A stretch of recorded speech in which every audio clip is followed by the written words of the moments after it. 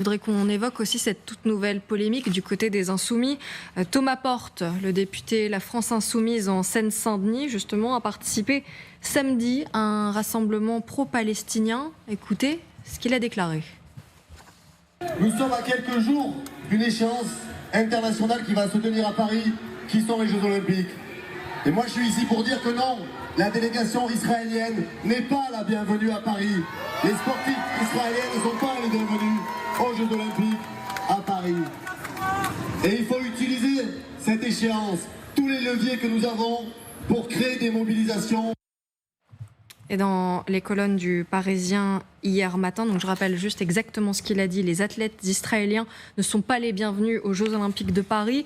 Et Thomas Porte a précisé sa pensée. Il considère que la diplomatie française doit faire pression sur le CIO pour que le drapeau et l'hymne israélien ne soient pas admis pendant ces Jeux Olympiques, comme cela est fait pour la Russie. Il faut en finir avec le deux poids, deux mesures. On est avec Nathalie Cohen-Bézarman, vice-présidente du CRIF, le Conseil représentatif des institutions juives de France.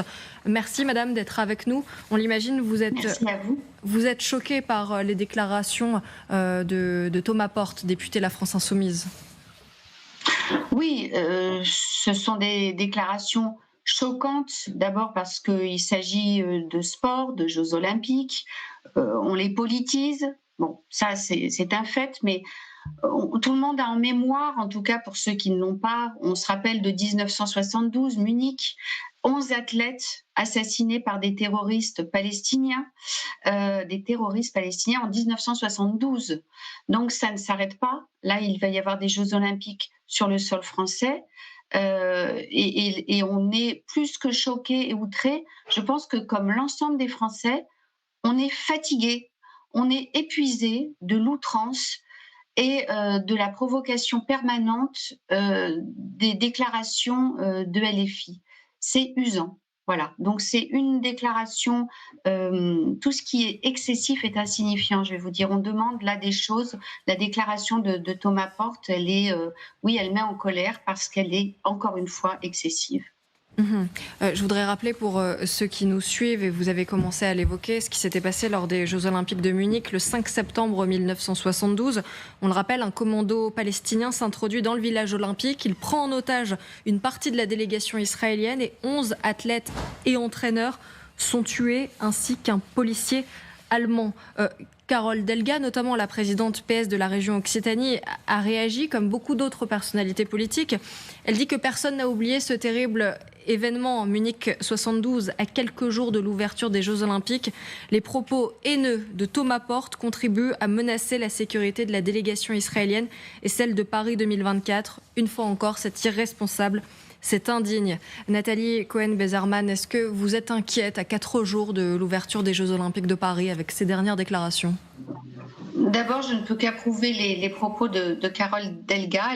Elle a les mots justes. Oui, je suis inquiète. Et dans votre présentation, vous avez en plus évoqué les mots de Thomas Porte qui met sur le même plan en disant qu'il y a deux poids, deux mesures, la participation d'Israël aux Jeux Olympiques et celle de la Russie. Comment peut-il faire une telle comparaison, Israël étant un pays démocratique qui est effectivement dans une guerre qui est déclenchée par le Hamas, derrière lequel il y a l'Iran. Enfin, on ne va pas refaire toute l'histoire du conflit israélo-palestinien, mais on sait bien que l'Iran et ses proxys veulent rayer Israël de la carte.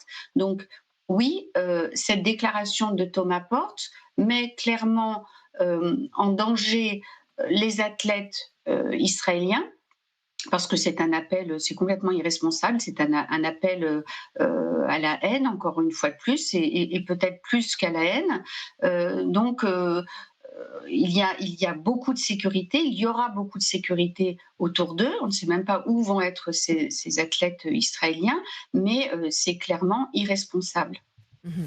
Merci beaucoup Nathalie Cohen-Bézarman d'avoir été avec nous en direct sur LCI. Jérémy Seban, on l'apprend à l'instant, le chef de la diplomatie française, on ne sait pas exactement qui, mais en tout cas c'est un communiqué, qui dit que la délégation israélienne est la bienvenue en France. Voilà. les choses sont claires. Bien du sûr, côté du gouvernement. comme toutes les autres délégations, puisque dans le sport, comme dans la culture par exemple, eh bien on ne boycotte pas les artistes, les chercheurs, les sportifs, quelle que soit la politique de leur gouvernement.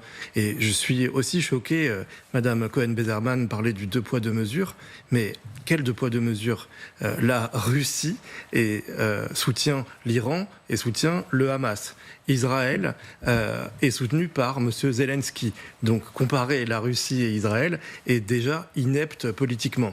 Ensuite, quand il parle du 2 poids 2 mesures, parmi les délégations sportives, il y a les délégations iraniennes, soudanaises, chinoises. Alors, est-ce que le génocide...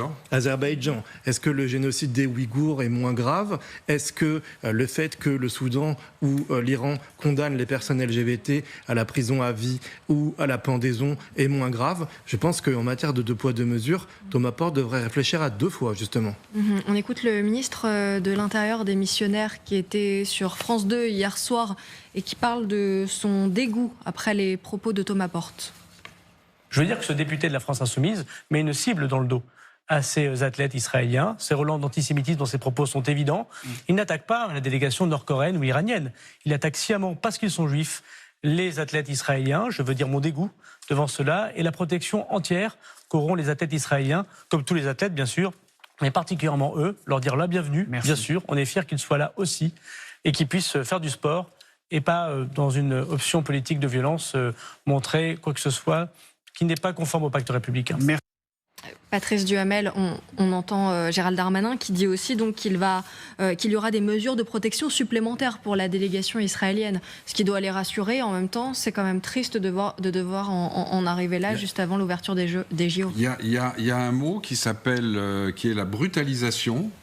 Et Raphaël Glucksmann, quand il y a eu la négociation du programme du Front Populaire pour les élections législatives, il a insisté, il a eu du mal d'ailleurs, je crois, il a insisté pour que ce mot soit présent dans les 20 pages du programme.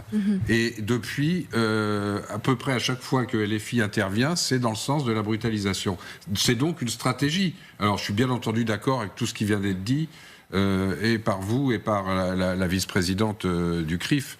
Et la comparaison avec la Russie qui, elle, a agressé, a tenté d'envahir l'Ukraine et continue de tenter de l'envahir, n'a absolument rien à voir, puisqu'on peut condamner l'ampleur de la riposte, l'ampleur excessive et disproportionnée de la riposte d'Israël à Gaza, mais le point de départ, c'est quand même ce qui s'est passé le 7 octobre, et Thomas Porte et d'autres, la France Insoumise en parlent bien peu, on a l'impression qu'ils ont presque oublié ce qui s'était passé le 7 octobre.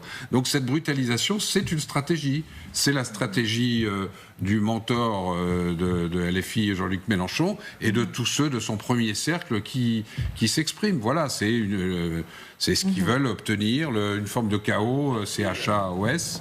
Vous êtes là tout cet été. Je laisse parler le président. Merci beaucoup.